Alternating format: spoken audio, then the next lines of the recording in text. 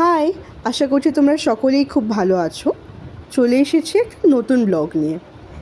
আগের ভিডিওতে তোমরা দেখতে পেয়েছো যে আমি কলকাতায় এসেছি কয়েকটা বিয়ে অ্যাটেন্ড করার জন্য। তার মধ্যে একজনের বিয়ে অ্যাটেন্ড করা হয়ে গেছে, যে আমার দেওর, মাস্তুতো দেওর রিন্টু। আর সেখান থেকে আমি সোজা চলে এসেছি এখন স্বাগতর বৌভাত অ্যাটেন্ড করার জন্য। ওর বৌভাতটা বাড়ি থেকেই হচ্ছে ওদের। এই যে ব্লু কালারের স্যুট পরে যে আছে, এ হচ্ছে স্বাগত। ও আমার ভাইপো, কিন্তু বয়সে বড় আমার থেকে অনেকটা। দূর সম্পর্কের ভাইপো, কিন্তু সবসময় দাদার মতোই ব্যবহার করেছে আমার সাথে, আমার বোনের সাথে। আর ওর পাশে ওর ওয়াইফ, ওর নাম অনন্যা। সম্পর্কে আমার বৌমা হবে, বাট ও ভীষণ মিষ্টি একটা মেয়ে। আর এই হচ্ছে ওখানে যারা যারা আমরা গিয়েছিলাম, আমাদের ফ্যামিলির কিছুটা, সবটা নয়। আমি যে শাড়িটা এখন পরে আছি না, এই শাড়িটা আমাকে আমার শাশুড়ি মা গিফট করেছেন কলকাতায় আসার পর। খুব সুন্দর শাড়িটা, এটা পশমিনা খাড্ডি। আর ইনি হচ্ছেন আমার বড়দি ভাই, আমার ভীষণ প্রিয় একজন মানুষ। আর এরা হলো একজন আমার ছোট বোন ডোনা, আর সাথে আমার দেওর গোলু। আর ইনি হচ্ছেন আমার মা। কতদিন পর মায়ের সাথে দেখা হলো। আমি না শাড়ি পরতে ভীষণ ভালোবাসি। পুনেতে আসার সময় অনেকগুলো শাড়িও নিয়ে এসেছিলাম সাথে, কিন্তু কোনো অকেশনই পরেনি সেরকম শাড়ি পরার জন্য। তাই যখনই শাড়ি পরার সুযোগ পাই, বেশ কিছু ভালো ভালো ছবি নিজের জন্য তুলে রাখি। আর এখানে দেখতে পাচ্ছ আমার ছোট কাকি, মানে যে ডোনার কথা বললাম, ডোনার মা আর আমার মা, এনারা কিছু গসিপ করছিলেন। আমি বোধহয় গিয়ে এদের ডিস্টার্ব করে ফেলেছি গসিপের সময়। দুজনকেই কি মিষ্টি লাগছে দেখতে। কিন্তু সমস্যা হলো আমাকে ফিরে যেতে হচ্ছে, একটা আর্জেন্ট কাজ চলে এসেছে, যার জন্য আমাকে খুব তাড়াতাড়ি চলে যেতে হচ্ছে। কাটায় কাটায় 7টা দিন আমি কলকাতায় ছিলাম। আগে শুক্রবার ঠিক এই সময় প্রস্তুতি নিচ্ছি কলকাতায় আসার জন্য। আর এখন বাজে 12:40 AM। আমার 1:10-এ ফ্লাইটে বসে পড়েছে আমি। মনটা একেবারেই ভালো নেই, কারণ ভেবেছিলাম যে বেশ কয়েকদিন থাকতে পারবো এখানে। 2টো বিয়ে অ্যাটেন্ড করতে পেরেছি, কিন্তু তৃতীয় বিয়েটা, মানে আমার ছোটদের বিয়েটা অ্যাটেন্ড করা হলো না। আমার ভার্চুয়ালি অ্যাটেন্ড করতে হবে সেটা। তোমাদের যে বড়দি ভাইকে দেখালাম না, সেই বড়দি ভাইয়ের যে ছোটো বোন, ছোটদি ভাই, ওর বিয়েটা অ্যাটেন্ড করার ভীষণ ইচ্ছা ছিল, কিন্তু পারলাম না। পুনে থেকে কলকাতায় আসার সময় মনের অবস্থা যেমন ছিল, এখন সম্পূর্ণ বিপরীত।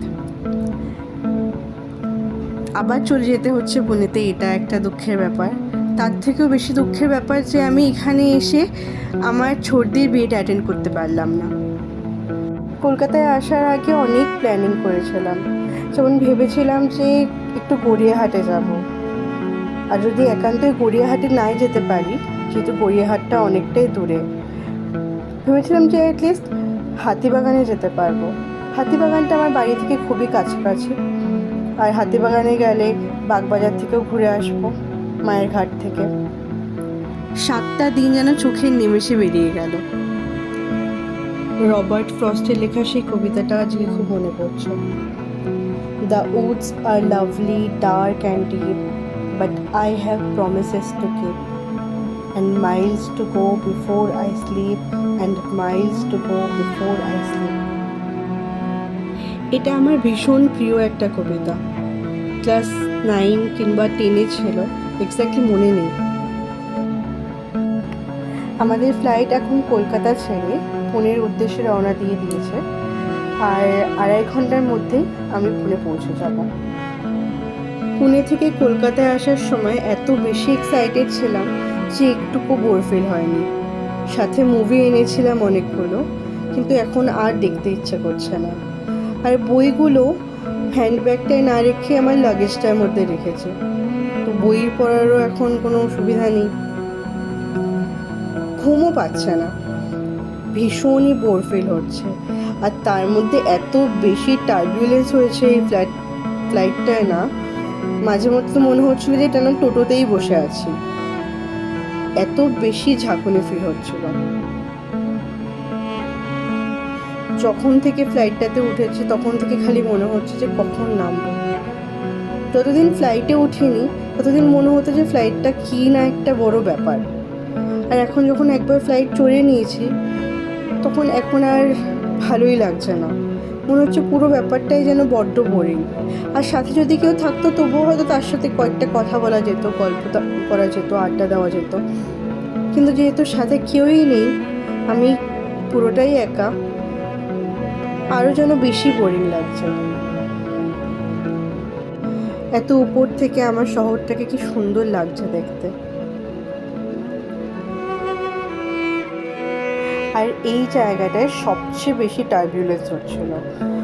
ভিডিওটা তোমরা দেখতে পাচ্ছ যে প্লেনটা এখানে কিভাবে নড়ছিল। এখানে তোমার সত্যিই ভীষণ ভয় করছিল যে এত বেশি এখানে টার্বুলেন্স হচ্ছিল। আমি শুধু মনে মনে প্রে করছি কোনোভাবে জাস্ট তাড়াতাড়ি পুনেতে পৌঁছে গেলেই হয়।